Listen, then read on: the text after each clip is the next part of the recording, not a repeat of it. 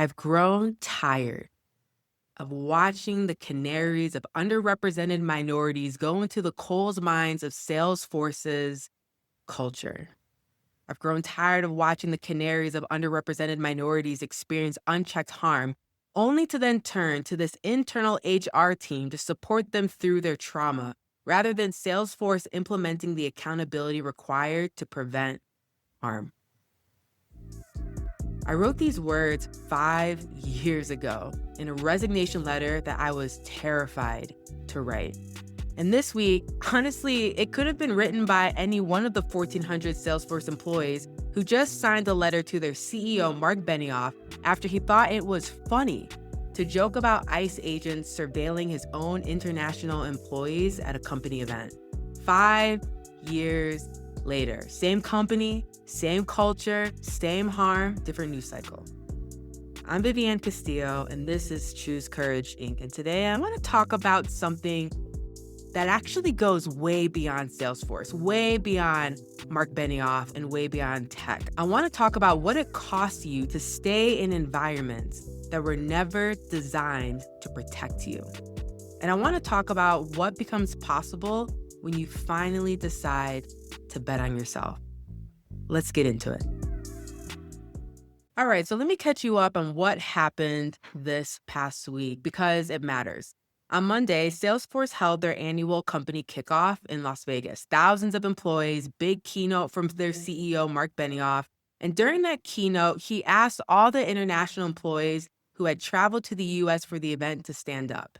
He thanked them for being there and then told them ICE agents were in the building keeping tabs on them. He made the joke twice, actually. He also made dismissive comments about Bad Bunny's Super Bowl halftime performance. The room booed him, as they should have. Employees went to internal Slack, and in the words of one person who was there, went absolutely apeshit. Over 1,400 employees have now signed a letter calling on Benioff to cut ties with ICE and stop selling Salesforce software to immigration enforcement.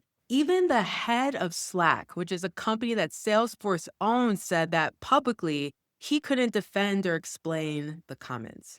And look, I hear all of that and I feel it. I feel it in my body because I was inside that. I remember Salesforce is a very unique, dark place. And I know what it's like to sit in a room full of people and watch leadership say something that tells you exactly how much your safety matters to them, which, not surprised to many of us, is not at all. But here's what you need to hear. Mark Benioff, he's not special. He's not an outlier. He's not even the worst example. He is a template. He is the archetype of a kind of leadership that exists in companies across every single industry. The charismatic, values forward, at least, from a marketing perspective, CEO who builds a public brand around equality and care and appropriating Ohana, and then behind closed doors, or sometimes right on stage in front of thousands of people, reveals that the values were always about marketing. And that's the thing I keep coming back to. When I wrote my resignation letter in 2021, I named the gap between what Salesforce marketed externally and what employees experienced internally. I named the gaslighting, I named the exploitation of free labor from marginalized employees, I named the broken culture. And 5 years later, the same company is doing the same thing at a bigger scale with higher stakes.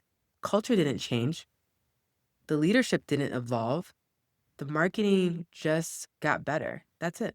And now, just to be clear, the point of this episode isn't to dunk on Salesforce. I'm telling you this because wherever you work right now, you might be recognizing a version of this pattern, a version of this template. Maybe your CEO isn't joking about ICE on stage, but maybe your manager dismisses your concerns in one-on-ones. Maybe HR protects the company and calls it resolution. Maybe leadership talks about psychological safety in town halls and then punishes honesty behind closed doors. Maybe you've been doing 2 jobs and getting paid for one, and everyone around you acts like that's just how it works. The details are different, y'all, but the pattern's the same. And the pattern is not going to change because you endure it harder. I want to read parts of the resignation letter that I wrote when I left Salesforce in 2021. Some of you may have seen it on LinkedIn. A lot of you haven't. And I think hearing it now in the context of what just happened this week is going to hit a little differently. I'll also put a link to the PDF of my resignation note in the show notes. Now, I want to read a section and then I'm going to tell you what I know now that I didn't fully understand then. So here's how I open the letter. Quote, "My name is Vivianne Castillo and I'm leaving Salesforce.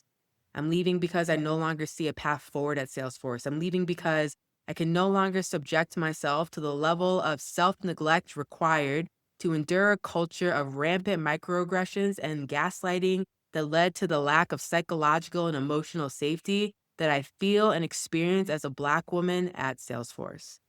End quote. And I want to sit with 3 words from that sentence, more specifically, and that is self-neglect required. Now, when I wrote that, I knew it was true, but I don't think I fully understood how deep it went, y'all. Like, when you stay in an environment that is proactively and actively harming you, you don't just endure it. You have to actively participate in your own abandonment to survive. You have to override your nervous system every single day. You have to smile in meetings where you feel unsafe. You have to perform competence and composure while your spirit is being chipped away. You have to tell yourself, it's not that bad. And maybe I'm just being too sensitive, or I should just be grateful for all this opportunity just to get through the week. That is self-neglect, y'all. And it's not a side effect of toxic culture. It is the requirement of toxic culture. These environments cannot function unless the people inside them agree to abandon themselves. And that agreement is so normalized that most people don't even realize they've made it. You just wake up one day and you're exhausted in a way that sleep doesn't fix. You're anxious in ways you can't explain. You've lost touch with the version of yourself that existed before this job, and you think that's just how and what work feels like. But it's not, y'all. And I know that now. Because before I left, I took 2.5 months of leave for my mental and emotional health. And when I came back, the contrast was staggering. I could finally see how much of myself I had been sacrificing just to exist inside that culture. I was blind, but now I see. And again, not to thrive, not to grow, just to exist. And here's the second part that I want to read. A leader in my org once told me, I remember her saying that, you're basically doing 2 jobs and getting paid for one. And that sentence is so revealing. Not because it's surprising, but because it was said casually, like an observation about the weather, like it was just a fact of life. And for most, especially Black women in corporate America, it is a fact of life. The presentations on DEI, the coaching for internal teams, the workshop design, the consulting with leaders, all on top of the actual job description, all unpaid, all framed as opportunity or visibility, when really it's just exploitation. And here's what makes it so insidious, y'all. The people doing this labor are the ones who care the most. They do it because they believe in the mission, because they care about people. They do it because they see the need. They do it because nobody else will. And the organization knows it and they actually count on it. The whole system runs on the free emotional and strategic labor of the people who are already the most burdened. And I was one of those people. I had colleagues flooding my inbox, my Google chats, my text messages with their stories of pain and harm. And I held those stories while also doing my full-time job, while also pushing for accountability from leadership, while also trying to protect my own mental health. And that is an impossible equation, and the math catches up with you eventually. And here's the last section of my resignation letter that I want to read. Quote, "When it comes to advancing equality and equity at Salesforce, it's not uncommon to hear folks within the company quote Shirley Chisholm, the first Black woman elected to the U.S. Congress. And she says, if they don't give you a seat at the table, bring a folding chair. And Salesforce's approach is one that over-indexes on ways we can bring folding chairs to the table for underrepresented minorities and marginalized folks, and under indexes on how incredibly broken the table is to begin with. and the degree of accountability that needs to be put in place to fix it. It's time for me to leave this table and spend my energy and passion building new tables. End quote. When I wrote that line, I was not writing from confidence, far from. And I need you to understand that. I was not sitting at my desk with a business plan and a 6-month financial runway and a clear vision for what came next. I was writing from conviction. And those are very different things. Confidence says, I know where I'm going. Conviction says, I can't stay here.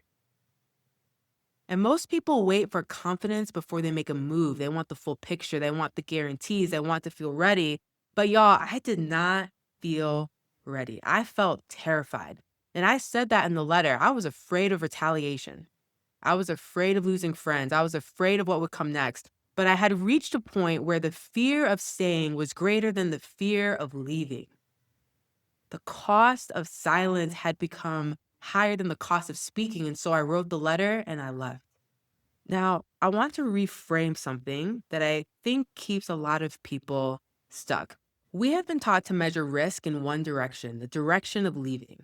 Every conversation about career change, about entrepreneurship, about walking away from corporate is framed around what you might lose. What if it doesn't work out? What about health insurance? What about the 401k? What about stability? What if I fail? And those are real concerns. Like, I don't want to downplay that. And I'm not going to sit here and pretend like they don't matter. You know, when I left Salesforce, I felt every single one of them. But here's what I almost never hear people talking about: the risk of staying. Nobody sits you down and says, hey, have you considered the cost of spending the next 5 years in an environment that is actively eroding your mental health? Have you run the numbers on what chronic stress does to your body over a decade? Have you factored in the opportunity costs of the life you're not living because you're too depleted to pursue it? We don't talk about those costs because they don't show up on a spreadsheet. They show up in your body, in your sleep, in the distance you feel from the people you love and care about, in the numbness that settles in when you stop being angry about the things that used to make you angry because you've just accepted that this is how it is. And I constantly see that in the people that I coach, entrepreneurs and professionals alike, who describe the same thing: years of accumulating damage that they didn't fully recognize until they were on the other side of it. And they look back and they're like, I can't believe I stayed that long. I can't believe I thought that was normal. And that's what happened to me. When I took those 2.5 months of leave and then came back to Salesforce, the negative impact of the culture on my holistic well-being was, in my own words, painfully obvious. I literally wrote that in my resignation letter. I couldn't unsee it, y'all. And that's the hardest part. Once you see it, you can't unsee it. And then you have a choice. You can try to stuff it back down and keep performing, or you can trust that your body is telling you and you make a move. Because the risk of leaving is visible and immediate, right? Like, you can see it, you can name it, and it can often keep you up at night with various scenarios running through your head. The risk of staying is invisible. It's cumulative. It builds slowly, it normalizes itself, and by the time you fully feel it, years have passed. Both risks are very real, but we've been conditioned to only fear one of them. Now, let me say this differently. The safe choice, the one where you stay in the stable job with a steady paycheck and the good benefits, is not actually safe. It's just familiar. And familiar is not the same thing as safe. Not when familiar means self-neglect, not when familiar means abandoning your own instincts, not when familiar means watching your health and your relationships and your sense of self slowly erode while you tell yourself you should just be grateful. And I want to be really clear on that. And I want to be really clear on something else as well, that this episode is not an entrepreneurship pitch, okay? Like, yes, I became an entrepreneur. I co-founded Humanity Centered, built it into a 7-figure business working with companies like Google and Capital One and other Fortune 100 and 500 companies. I then started Choose Courage Inc. I moved to Mexico and I built a life that looks nothing like the one I had at Salesforce. And I am deeply and absurdly proud and happy of all of it. But that was my path.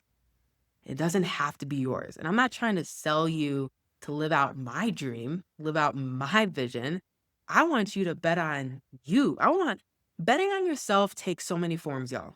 And I think we've flattened the conversation around choosing yourself into this one narrative of like, quit your job and start a business and post about it on LinkedIn. And that's not what I'm talking about.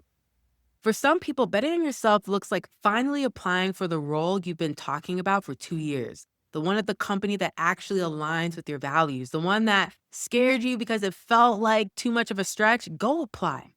Go to apply to that this week. For some people, it looks like leaving the company that promotes you just enough to keep you around, but never enough to reflect your actual contribution and value. You know the one. You know the one where you keep saying, maybe next quarter, while watching people with half your talent leap past you. Stop waiting for them to recognize what you already know. For some people, it looks like going back to school for the thing you set aside because somebody told you it wasn't practical. The counseling degree, the MFA, the certification that lights you up every time you think about it, but you've just filed it away under someday. For some people, it might look like moving to the city that's been calling you, moving to another country, moving closer to family, moving to a place where your money goes further and your quality of life actually matches the life you want to live. For some people, it looks like just saying no. No to the uncompensated DEI work. No to the committee you got voluntold onto. No to being the person who holds everyone else together while nobody holds you. And yes, for some people, it looks like starting a business. It looks like writing the book. It looks like launching the practice, building the thing that's been living in your notes app or your voice memos or the back of your mind for years. All of those are acts of choosing yourself. All of them require courage, and all of them start with the same decision. I am not going to trust my own experience over someone else's narrative about what I should do. And I can tell you from the other side of it, every version of choosing myself was scary as hell. Like leaving Salesforce was scary. Starting a business was scary. Moving to another country was scary. None of it came with guarantees. None of it came with a manual. But here's what I know for certain, that the version of me that stayed at Salesforce, the one who kept overriding her own instincts and absorbing harm and performing fine, that version of me was not going to survive. Not literally, maybe, but something essential in me was dying. And I had to decide if I was going to let it. And I am just recording this podcast because I don't want you to endure any more than you have to. Like, you don't have to endure this. I'm not trying to be dramatic, y'all. This is just the truth of what happens when you spend years in an environment that requires your self neglect as a condition of employment. So when I say bet on yourself, I'm not saying it from a place of hustle culture motivation. I'm saying it from a place of survival. Your quality of life matters. You are so important. You are so valuable. You are so loved. Your health matters. Your peace matters. The dream you've been deferring matters. And the longer you wait for the right time or for someone else to give you permission, the more of yourself you lose in the waiting. I don't want you to lose yourself. I named my company Choose Courage Inc. for a reason. In my resignation letter, I wrote, I'm deciding to choose courage over comfort and to speak my truth. And I meant that. But I also want to be honest about what courage actually felt like in practice, because I think we have this image of courage as bold and dramatic and certain. Like you stand up in a room and declare your truth and everyone slow claps and you walk out into the sunset. And that is not what happened. I was shaking. I felt sick to my stomach. I was scared about retaliation, scared about losing friends. I was scared about losing income, about being blacklisted or dismissed. And I wrote the letter over days. I edited it. I second guessed it. I slept on it. I cried over it. Why? Because courage and fear are not opposites, they coexist. Courage is what you do while you are afraid. It's hitting send with your hands trembling. It's putting in your notice without a perfect plan. It's telling someone, I'm done, when every incentive around you is engineered to make you stay. And I also just want to say this, that Courage doesn't have to be public. My letter was public, not intentionally, by the way. It was never meant to be public. It was meant to only be for Salesforce's eyes, but my letter was leaked and someone in the media published it while I was still at Salesforce. Couldn't even reach out to me for a comment. But nonetheless, my letter was public. That was my path. And for a lot of people, the most courageous act happens in private. It's a conversation with your partner where you finally say what you've been holding in. It's opening a spreadsheet and actually doing the math on what you need to make the leap. It's updating your resume for the first time in 3 years. It's Googling how to start an LLC. It's calling your therapist and saying, I think I need to talk about my job. Nobody else has to see it for it to count. The only thing that matters is that you stop negotiating against your own well being. That's it. That's the whole thing. Stop trading your peace for a paycheck. Stop trading your health for stability. Stop trading your dreams for someone else's bottom line or to help your billionaire boss go to space again. You are allowed to choose you, even if it's messy, even if the timing isn't perfect, even if the people around you don't understand it yet. You, my friend, are allowed. I want to close this podcast episode by talking directly to the person who needs to hear this right now. Maybe you're a Salesforce employee sitting in a Slack channel this week, feeling sick about what your CEO, about what Mark Benioff said on that stage. Maybe you're at a different company entirely, but something in this episode made your chest tight because you recognize the pattern. You felt like words were being put to something that you've been grappling with for a long time.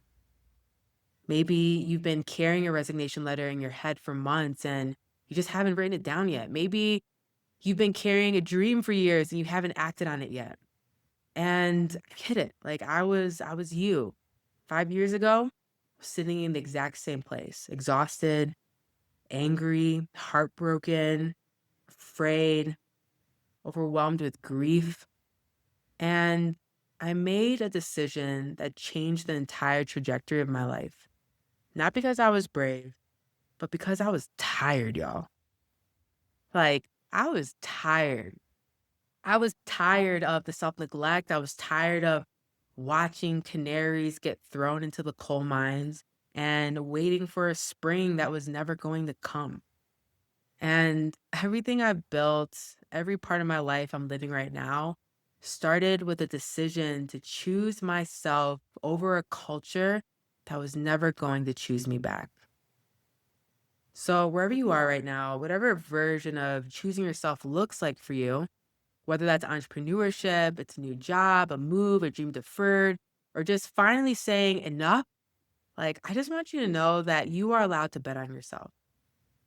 You are allowed to leave the table. You are allowed to want more. And the thing that feels like the biggest risk might actually be the thing that saves your life. And so if this episode resonated with you, please share it with someone that you feel like needs to hear it. Please share it.